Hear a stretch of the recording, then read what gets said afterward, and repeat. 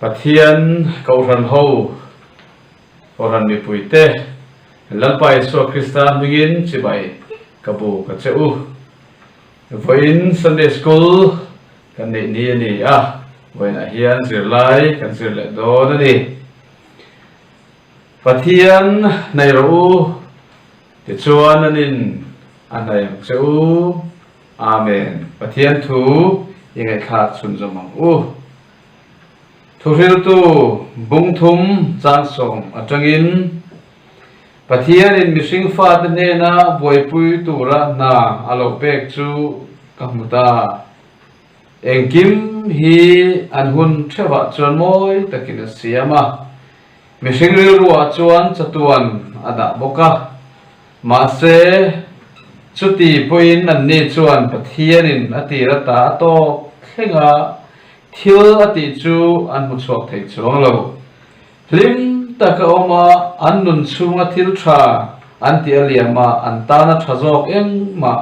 ka thelo ti chuan mitin eile inle an thorim na zong zonga lim taka an chu Pathian thil pe kani lalpana thu kan siate mal min som saklo se amen Pathian ma kunin itong try lalpa chung nung belkan Pathian ikhongai na wangin ni kauran hote ini dom taka nang ma pol turin kanin buat saileta kenin pol kan sak ai chain nangin min pol i chak zoka kan nenein po na minong pui idu tak seta kan nai chuan nangin kan nai ai thukin min nai zok train ti kan thria voina hian nangwa nai ni lam mi ko ran hoten kan lo hoya lalpa khongai takin kan lam lo hein kan ne na thu soya che nangma ne na lom te nangma ne na lim taka kan thin lung ilama hoi te hi kanom dan tur ni ti thuin min shrila voina hian nangma lo ma lim taka ilam hoi thei turin kanom mun thewai kharau thiang hemin kan ne na thu han soya che kan tia piang iro puina tur lo ni sela kan zirlai te po iro puina turin kan la de kan lalpa du takis so min he kan ti le amen voin Sunday school lahian nulalorin zuali mami upabiam ni na in tan ahun amanga tichuan kan pro pastor in Sunday school min khai khom sakdona voina hian thuril tu thuma hruai pakhat na le pahni na kan zir don ani le tuna chuan Pathian choi moinan la kan sa anga la kan sak zo hian som nan ngai lovin nulalorin zuali mami tanna hun bang turin lo ding som na selangin atrange le kan za in Pathian soi moinan la ino sa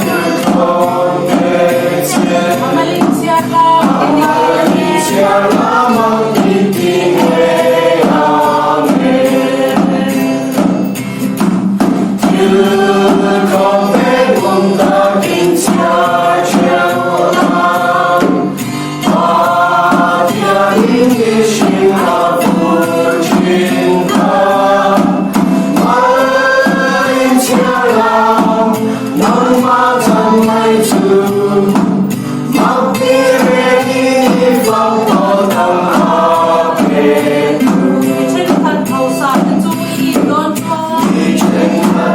cho kênh Ghiền Mì Gõ để không bỏ lỡ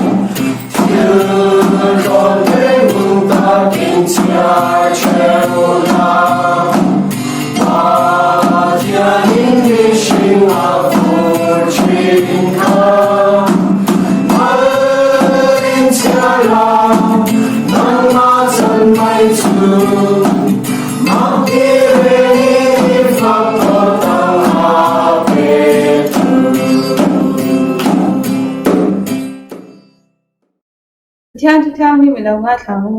na bu ma bung khat cha sari pathian chu a tha a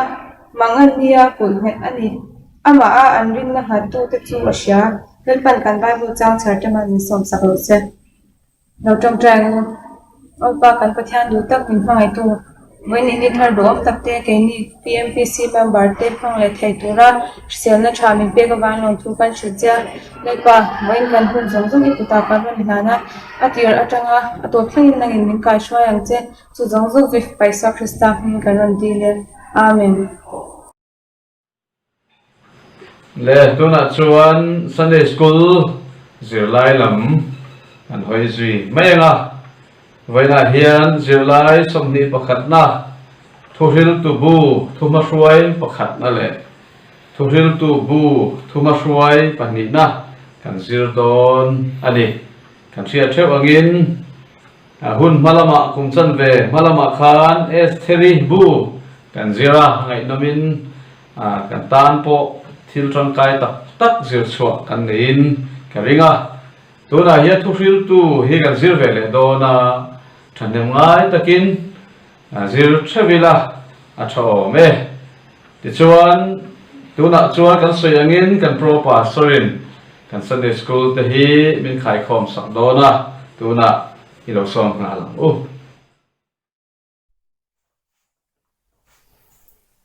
ole voya hian Weekly Sunday school zirlai kan zir le dona kumina kan zirlai hi S3 le thusil tu silfiana ania S3 bu silfiana kan zir masa hei kumchan ve kan lo chang le tareng maya S3 bu silfiana po kan zir thei anga zirin tuna chua kan lo zir zauta voina tangin thusil tu silfiana kan zir tran dona ni thusil tu silfiana kan zir main S3 bu silfiana kan zir ta ka tanga han chin che om teute kan han soi don le anga S3 bu zirlai thuma hruaya khan S3 bu a hian pathian ming soilan ani mi lo thu le nun dan tha lam soina tongkam mangai na fel na rin om na dik na le ngil nei na ti te po soilan ani me lo thu kan huwa amai ro chu ngun taka kan han zir nuwa chuan S3 le Mordecai te nuna trangin thu chau ni lo ataka pathian tri nun chiang takin kan hua Esteri nuna trangin pathian tri le min en kol tu te thu oi hi lo tin na ani thu kan hu boka tin Mordecai chanchin trangin min pathian arin tlat chuan nam dangkara sako dangkara omma sela din mun sang tak achang the ni ti kan hu boka Esteri le Mordecai chanchin tranga kan zil chu tur poimo tak kan chin chi tlat tur atana tha pakhat chu ma ni sahim na le ma ni ro puina chau umlova an pathian le an ram le namtana an rin omna le an tuar ngam nakha ani keni pon ham dangkara sako dangkara kan om chuwangin Esteri le Mordecai nu na tang hianen thil zir tur tam tak kan nei ani tin Esteri bu atang hian pathianin ama tri tu ta chu hun har satakara po angai sak thri ani ti chiang takin kan hu pok ani chuti rolen thil thalo lam po kan hu ve poka lalnu fasti le hamana te chanchina tangin chapo na in chiana atlen thu te mi chunga rel ru thalo tak puthi manin kan tua le le lau theini ti te po kan hu pok ani heng te po hi chin chi ngai tak thil ani ome ola chung ta chu Esteri bu chung cha kan han soinon du te ania kan soi ta angin voina trangin thu sil tu bu thil fiana kan zir chan dona voina kan zir lai tur hi zir lai som ni pakhat na le zir lai som ni pani na thu sil tu bu thu ma suai pakhat na le pani na ania thu ma suai hian kan zir lai kan zir chun zom zel na atana thil poi mo le chin chia tu te aom thina wangin ngun taka zir le chin chi om te lo chin chi thap zel hi apoi mo le ani ama sabera chuan thu sil tu hi tu ziak nge ti hi zir chian ngai ani ya zirni tele zirni lem lo te poin kan pum dan tlang lon bera chuan thu sil tu hi Davida fapa Solomona ziak ani ti hi ani ya Solomona ziak ani ring tu ten an rin na chan then khat chu tu sil tu bung khat chang khata khan Jerusalem lal Davida fapa ani thu asoya bung khat chang so pania Israel te lal ani to thu asoi boka tin bung ni chang riata mei tam tak ani thu te kan hu boka ni chu wangin mi tam tak chuan thu sil tu hi Solomona ziak nge nin an ngai ni chuti lain Solomona ziak ani ring lo tu te chuan aziak tu trong kam then khat entinan bung riat chang kwa ami mi midang chunga poi khopin ain tilal thin han ti tele bunga kan hu atong kam then khat te hi lal trong kam nilovin khole tuizinga mi trong kam lal andem na trong kam nin an soya chuwang chuan lal ziak ani thei lovang Solomona ziak ani thei lovang an tia tin thu sil tu bu ziak ani hun lai vel hian Israel ten mi hming thang le mi langsar te hming choya le khabu ziak an lo ching ve thin bok ne thu sil tu bu hi Solomona ziak nilovin Solomona hming choya ziak nin an rigani epo ni sela ngai dan sang sang kara ma lai tangin Juda te le Christian te kan ngai dan inang tak pakhat chu thu sil tu bu hi Solomona ziak nge niya kan ngai hi ania chu mi tam ber ngai dan ania chu wangin he ngai dan hi pom aha tam berin arin nomani adol le chuan azia khun lai chungchang hi han soi le lokila azia tu niarin ai nang lo ang bokin azia khun lai niarin po ai nang lova Solomona ziak nia ngai lo Solomona ming choi ziak nia ngai tu ta chuan thu sil tu bu hi Persia hun lai BC zali somnga tanga BC zathum inkar emo Greek hun lai BC zathum atanga BC zani inkar ziak nin anjinga chuti lain Solomon a ziak nge ani ring tu ta chuan thusil tu bo hi Solomon a ro rel hun chung BC zakwa som sari atanga zakwa som thum pakhat inkar chu ta po Solomon a ro rel hun hung lam BC zakwa som li bor vela ziak nin an ringani ti chuan Bible a tel tur ani le ni lo chung changa po hian ngei dan inang lo om ni nan soya Bible a tel tur le ka bu sang an la khom lai khan thu ziak tha tak alo tam to le baya chu wangin thu ziak tha tak kara a ziak tu ni arin po chiang lo ngei dan inang lo om ani wangin thu sil tu bo hi mitam tak chuan Bible a tel atan an du lawa amai ro chu Solomon a ziak ninge ring an tama wangin edi za kan zamnia muna Juda Rabi in khopui te chuanin Bible atan an lo pomta ani ti chuan Juda te poin thusil tu hi an ngai sang le a bok te kut an mana piangin an ruai che ni thum nia thusil tu hi an chia thin ani tin a ming hi hebrai tonga chuan Kohelet ti ania chu van tlang pung khom emo in khom suai tu ti na emo ania chu thu mala chu thu thung lui Greek Bible Septuagint chuan Ecclesiastes ti in ada chu ni china kan sayang bok khanin van tlang pung khom in khom suai tu emo ti na alo nia chu English Bible point azui beta zel ani malai juda ho in khom dana chuan thusil tu ti le in khom suai tu ti hi thumun anga ngai thei ani awangin mizo Bible a po thusil tu ti in abu ping kan bo zui ta zel ani abu chung thu ziak dan mang tlang pui han soi le thuak kila thusil tu a hian bung som pani omin chang zani somni pani awma a thu ziak dan phung hi a hlom thalo ang reng khop maya thu pakhat tui taka asoi lai tangin thu danga akai le dai thina tin trong kau che aman dam sim po he a har sain aul ang renga mizo Bible a po hian a chiar thanglo tam chuanin chiar dik po har saviau ani amai ro chu mun then khada chuan ngai nom takin mi pani in biak na trong kam angin thu thatak asoi ve boka entinan her khiap su la in tifing hek su hanti te iwang lai hian isiam tu sarem ro hanti te hi chiara nuamin aziak tu hian keimani miron bia keimani minron sil ang mai hian a chiar theya chu hangin mi po ane view zelani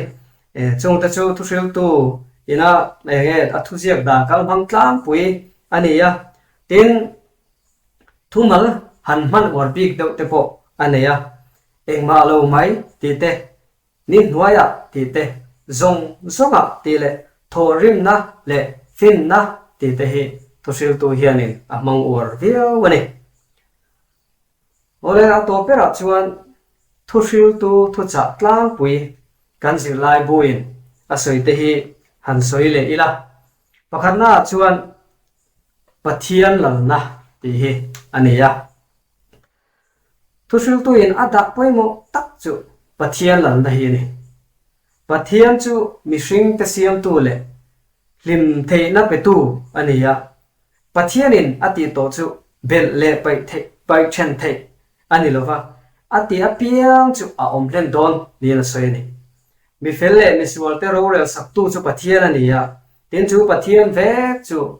thil ti zong chunga ro rel tu ani tin thusil tu hian asoi ani adole a chuan pathian tri thusil tu bu hianin pathian tri chungchang hi angai poimo le a pathian tri le athu pek zom chu mishing te mo phurna ani ti hi athu cha lai pui ani a pathian tri na tel lo chuan mishing nun hian omzia ani lova thil eng ma hian hlutna ani lo ani chu wangin mihring nun hi pathian telo chuan engma lo mai ani ti hi tusil tu hian asei war le a pathian tri aya poimo le tha mihringin nun chan tur ani lo thu min ko mu ani ador le chuan beidon na le pathian a in ha na tusil tu bu hian a thim le beidon thak zongin thil clear na sa le ma sela mihring nun hi pathian a in ngat ani ti hi chung te chuan amu chian tir le in a hriata beidon thak zongin mihring nun an thira lok na om lo engma lo mai ni in amu ani amara so chumi kara chuan pathian ring hlel zonga rilru pureng lovin pathian na tho a hriat phak lo zia ai mu chuak zoka ten pathianin engkim alarel felang ti aring thap ani ato pera chuan ni tin nun dan tur ko huna ani ya thusil tu hian ni tin kan nuna ta na thil tangkai tak tak min sila bisingin ei le ina limna le ril runom na amu thei amaro chu ei le in te po hi pathian kutami ani ti saturin min cha ten lim lopa in mang ral mai lova ril rufing puturin mi acha boka engkim ril rufima titurte ma ni ngota tlafal lovin midang ne na om ho athat ziate thunei tu te chu an that vak lo point an thu oi mai afin thak ziate tin ti tak zeta pathian betur le ti tak zeta pathian tri tu ten thusil tu hian min fui ani kan thil hriat thiam phak lo social mai lo tu le engkim chunga pathianin ro arel don ti thaturin min fui bok ani pathian tri na ne na ti ani lo chuan engkim hi engma lo mai ani tin thusil tu hian min cha un le ani thusil tu ziak dan kate kan han soya tena thu cha tla kuite po kan han soi to a khang te kha tu lai kan hun ton nen ain me le in a hriata chu wangem thusil tu zirlai hi kumina kan han zir om tak te po nin a langa thiam na te lo sang ze la khovel ma son na le changkan na te alo sang ze la chu chuan pathian min hlattir ni a chang chuan chu da tak chuan thusil tu chuan pathian tri na tel lo chuan in heng zong hian lungai na khura min nu lu thei ni tin min sila chu wangin thusil tu hian eng huna po nun in ha na bulatan pathian tri le athu pek zom phot mai hi ada poimo le ani thusil tu hian in mihring nun dan sim le khovel kal phung thu taka lu chilin azir chianga mihring ro rel sak tu chu pathian ani wangin ni noyami zong ti tu nia a hriat chu pathian tri le athu pek zom ani ole khang te kha thusil tu thuma hruai chungchanga kan zir lain min an zir tir te chu ani ya pathian in thu kan zir te kan satan mal min som sakro se amen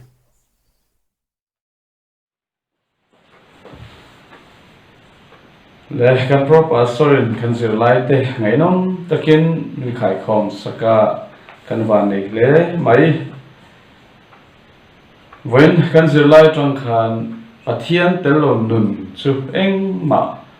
ani lo ti te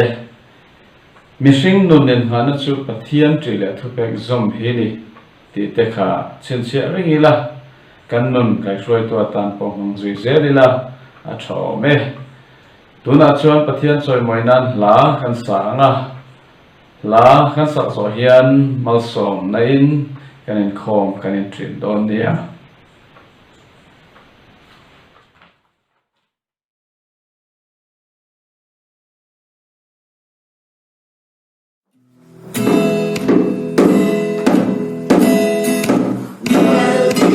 Hãy subscribe cho kênh Ghiền Mì Gõ để không bỏ lỡ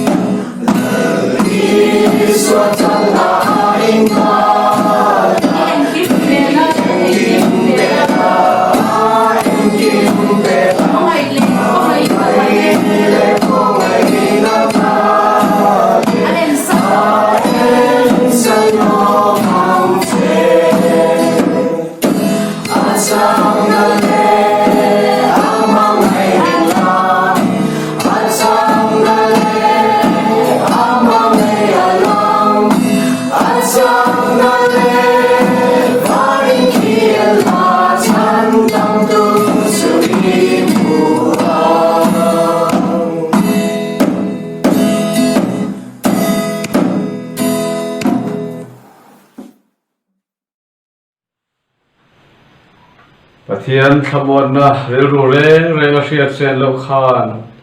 in thin lung le in ngai to ne te chu kan lalpai su Krista chon ven sak cheu sela pale fa pale tharau thiang lim pathian eng kim ti theiom puina kai shoi na ven him na thamon na dum tak chu in zane na chatuan in lom zero se amen.